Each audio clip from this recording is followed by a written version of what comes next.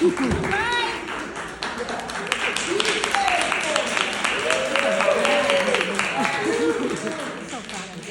me a big clap for that.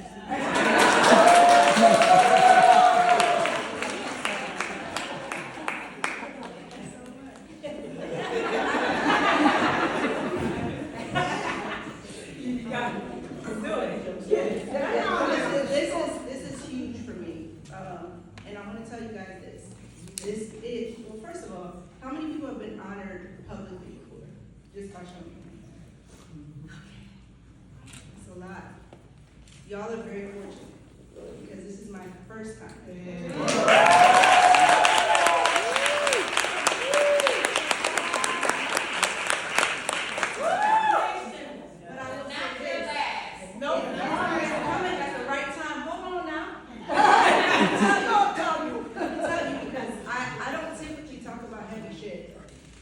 Publicly.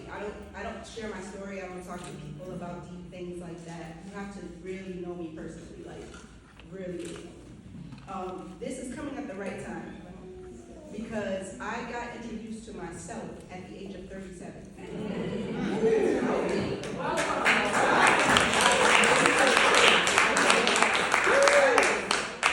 Y'all laughing like I'm 75 or something. No.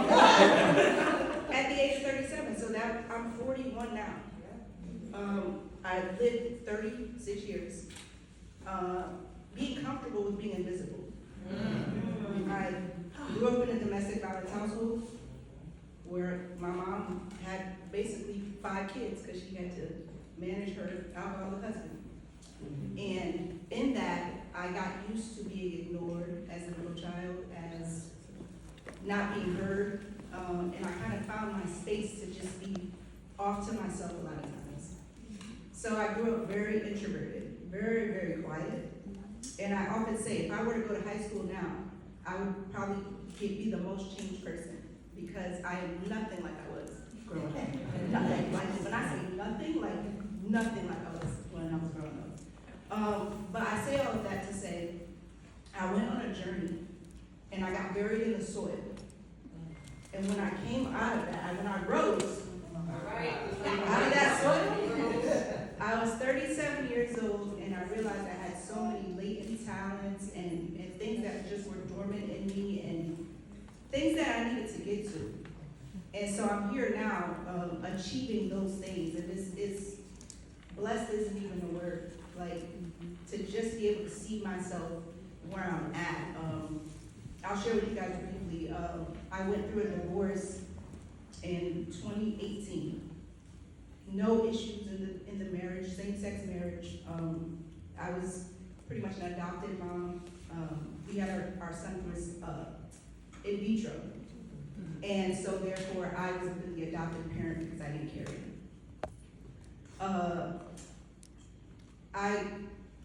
Where there were no issues, she said God gave her an epiphany to live a life that was righteous, and I had to figure out how to not be married anymore with no underlying marital issues. It was the hardest thing at that time.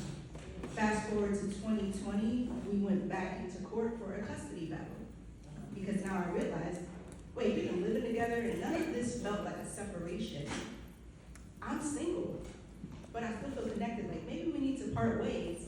And in making that decision, again, we had to go back into court to split assets, and then there was the custody part. And I ended up giving up my some of my parental rights to my son because things were so messy. And the way that I can equate this is like the woman in the Bible who gave up her babies. It was hard because even though I didn't carry him, my love for him ran so deep and still does. And when I had to make that decision, I remember going to work and I said,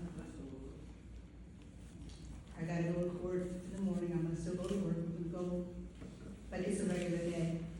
That weekend, I didn't tell my son anything. I wrote him a note and put it in a toy that says, when you're 18.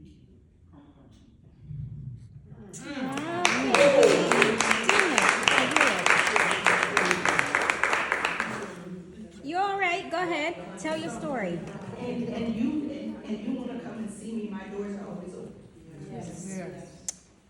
I knew that was the last day I would see him for a very long time. And I sent him to school like it was a regular day, because that was my weekend, because by then the court had decided the schedule for us.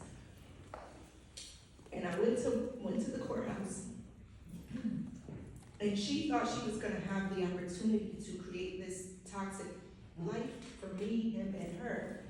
And when I said what my decision was, she was thrown off. Like, what do you mean you don't want to be in a part? It's not about me.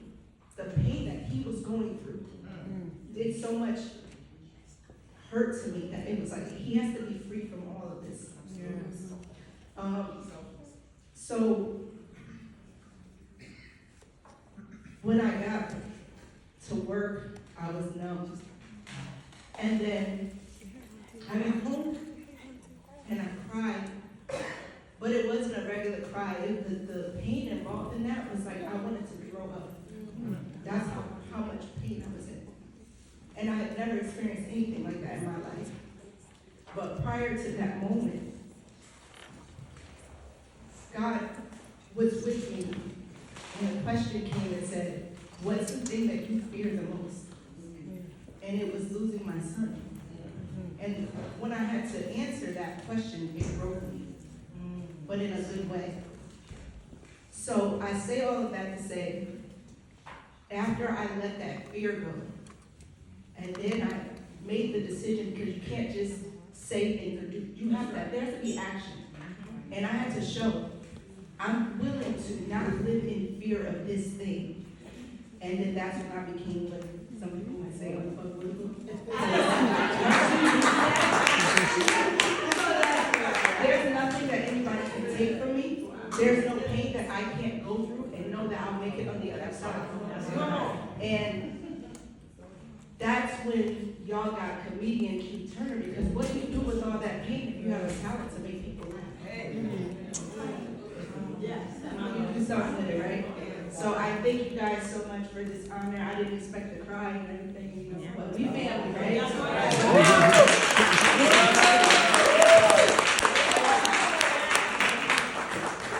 There's so much more that I can share, but I won't. But I want to say thank you to Shanae for nominating me.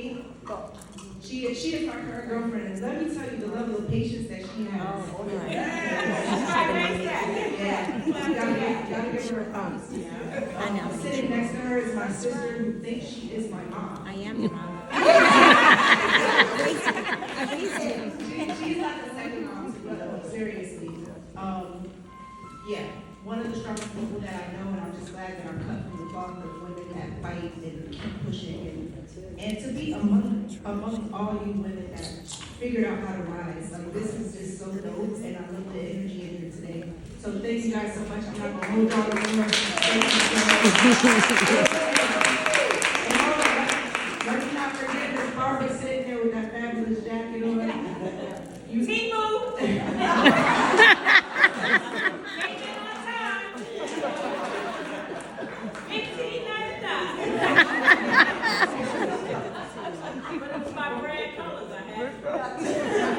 Now let me tell you a quick story.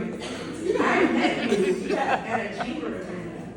Way before you were Sheen got some bad stuff. You were not, yeah, exactly. You were just getting started in photography, and you were not as, I would say, out there. Yes. And watching you now is like amazing. So